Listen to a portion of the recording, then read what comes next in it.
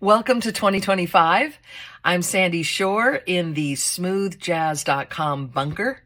I have a few announcements for you and some 2025 predictions for the music industry and smooth jazz specifically.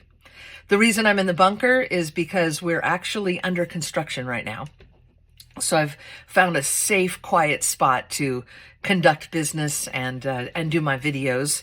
We're under construction building a multimedia recording studio with a hospitality space, including a rooftop deck with a 180-degree view of the Monterey Bay. And we are so excited about that. I can't even tell you. We will have an opportunity to streamcast live performances and interviews this year ahead. We'll have like our own tiny desk performance series. We'll have to call it maybe like Tiny Deck or something like that. And we're also celebrating 25 years. That's right. Smoothjazz.com launched when we were the internet's very first radio stream back in 2000 without a terrestrial signal. That was very challenging back then. I mean, think about the time of that. This was before Spotify, before YouTube, before Facebook. In fact, this is when Amazon was only selling books. That's how far back this goes. In 2005, smoothjazz.com was commissioned by the Gavin Report to create an online version of their smooth jazz album chart. Now, for those who don't know the Gavin Report, it was a highly respected radio industry publication. Since then, we have been publishing our suite of charts on Mondays for 20 years consistently. Last year, we introduced the format's very first streaming chart by monitoring smooth jazz on Spotify. And we print that, or publish that, I should say, in the streaming world every Monday. It's Top 100. And today, as of right now, we have changed our Top 100 airplay and radar charts to be singles, not albums anymore. And we felt like that was the right thing to do this year, as streaming has indicated to us a trend that singles releases in the music industry are going to last, and that includes smooth jazz. We've discovered really great benefits for artists who release singles prior to a full album launch. We don't think albums are going away entirely. We think that releasing singles will only support you with your albums.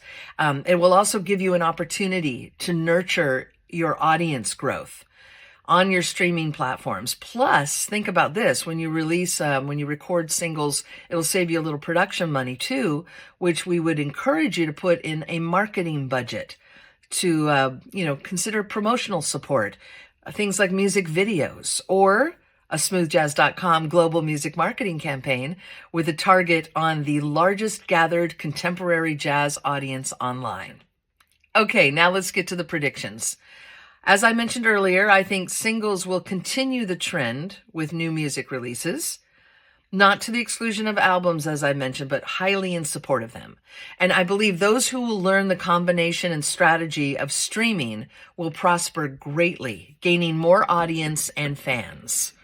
My next prediction is that streaming will continue to eclipse radio. I think streaming is the new radio. It's based on the ease of use, an encompassing global song library, on platforms like Spotify, Apple Music, Amazon Music, YouTube Music.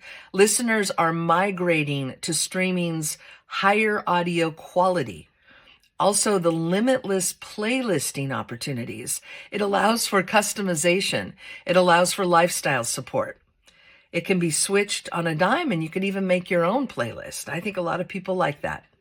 I also predict this year that booking opportunities will continue to open to those with a larger number of followers and listeners on both the streaming platforms and on their social media. And that is another reason for you to focus your resources on branding.